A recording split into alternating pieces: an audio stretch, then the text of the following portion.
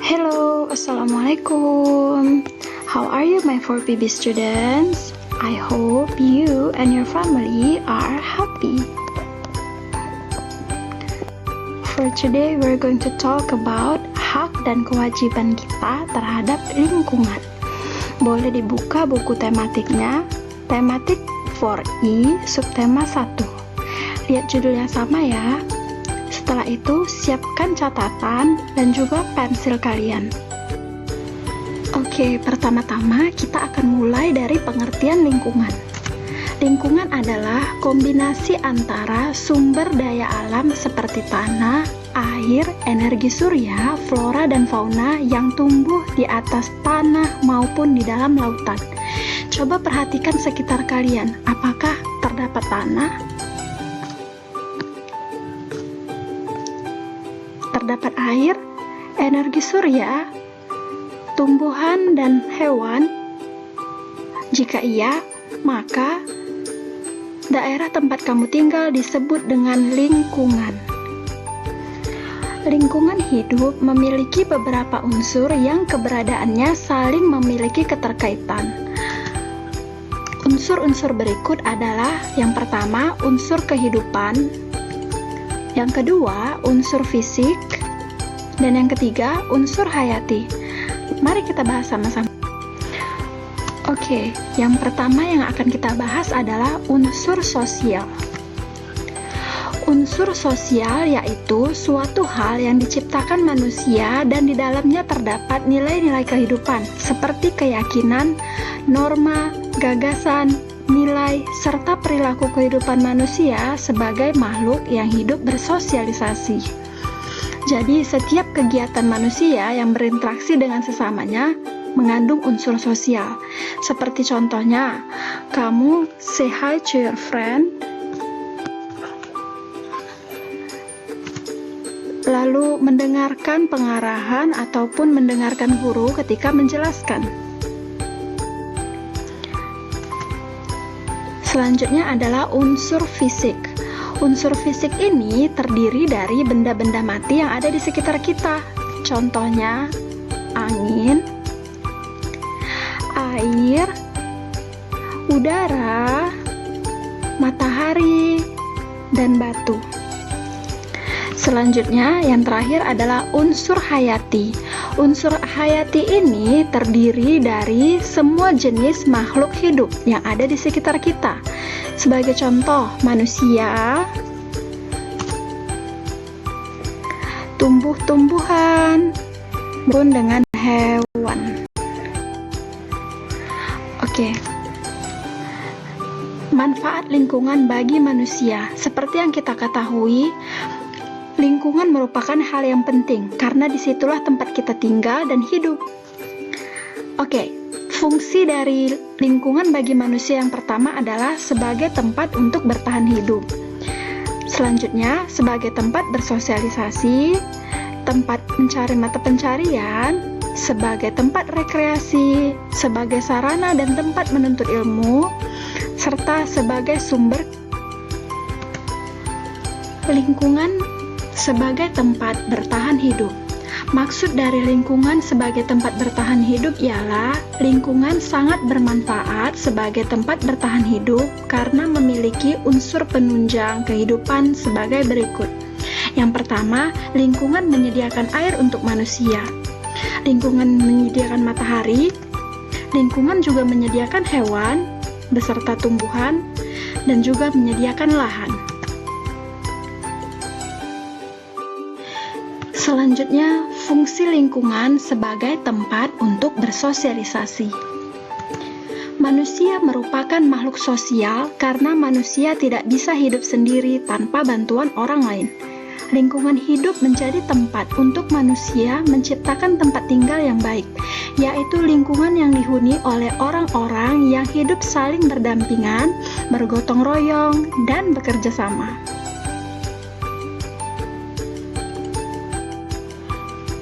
Selanjutnya, manfaat lingkungan sebagai tempat mata pencarian. Lingkungan menyediakan sumber daya alam yang dapat dimanfaatkan oleh manusia, seperti hewan, tumbuhan, dan bahan tambang yang berupa minyak bumi, nikel, batu bara, emas, dan perak. Hewan dan tumbuhan dimanfaatkan manusia sebagai bahan makanan dan pakaian. Sedangkan barang-barang tambang yang lainnya dapat digunakan manusia sebagai bahan bakar, perkakas, ataupun membuat perhiasan. Kita semua suka makan daging ya. Daging merupakan bahan makanan yang berasal dari hewan. Begitupun sayur-sayuran yang berasal dari tumbuh-tumbuhan. Emas dan minyak merupakan barang-barang tambang.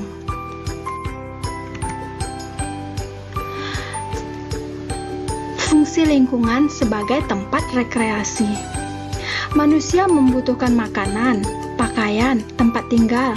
Namun manusia juga membutuhkan rekreasi agar terlepas dari rasa jenuh dan bosan, serta menghilangkan stres.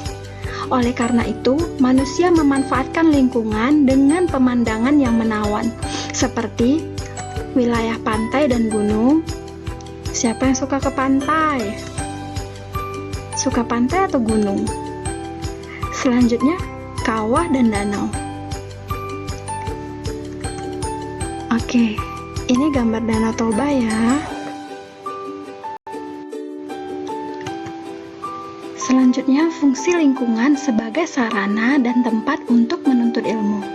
Lingkungan menyediakan tempat untuk kita membangun sekolah dan universitas. Di sekolah dan di universitas, kita bisa belajar cara memanfaatkan lingkungan dengan arif dan bijaksana demi kelangsungan hidup makhluk hidup lainnya. Hayo, siapa yang di sini rumahnya dekat dengan sekolah atau universitas? Selanjutnya, manfaat lingkungan sebagai sumber kebudayaan. Ada yang tahu ini gambar apa? Ini merupakan gambar melarung sajen ke laut yang dibuat oleh para nelayan. Para nelayan merasa bersyukur atas hasil laut yang mereka dapatkan selama ini. Maka dari itu, mereka mengumpulkan buah-buahan ataupun makan-makanan yang lain yang akan nantinya dihanyutkan ke laut sebagai bentuk syukur mereka terhadap laut. Oke, sekarang adalah poin terpenting bagi kita untuk dilaksanakan. Apa sajakah kewajiban kita terhadap lingkungan? Yang pertama, membersihkan sampah di lingkungan rumah dan sekolah. Melakukan reboisasi, mengurangi pencemaran seminimal mungkin, menggunakan energi alternatif. Kita bisa mengurangi pencemaran dengan cara yang paling sederhana, mengurangi penggunaan sampah plastik. Jadi, kalau mau ke supermarket, bawa tas dari rumah saja. Oke, selanjutnya hak manusia terhadap lingkungan. Yang pertama, manusia berhak untuk hidup di lingkungan yang nyaman, serta mendapatkan udara bersih, air bersih, mengolah sumber daya alam untuk memenuhi kebutuhan sehari-hari, serta hidup bebas dari polusi. Oke, now it's Did You Know Corner. Miss akan ungkapkan 3 fakta mengenai sampah yang ada di Indonesia pada tahun 2018. Yang pertama, Indonesia merupakan penyumbang sampah plastik terbesar kedua di dunia. Menteri Kelautan dan Perikanan Susi Pujiastuti menyebutkan Indonesia merupakan penyumbang sampah plastik terbesar kedua di dunia yang dibuang ke laut. Yang kedua, produk penyumbang sampah plastik terbanyak adalah produk makanan dan minuman. Dari hasil audit sampah di 3 pantai di Indonesia, terdapat sebanyak 10.594 sampah plastik bekas kemasan produk. 594 diantaranya merupakan merek makanan dan minuman.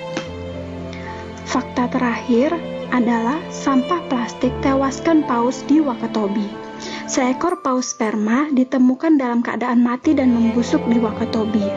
Ketika ditemukan, sekitar 5,9 kg sampah plastik terdapat di perut paus malang tersebut.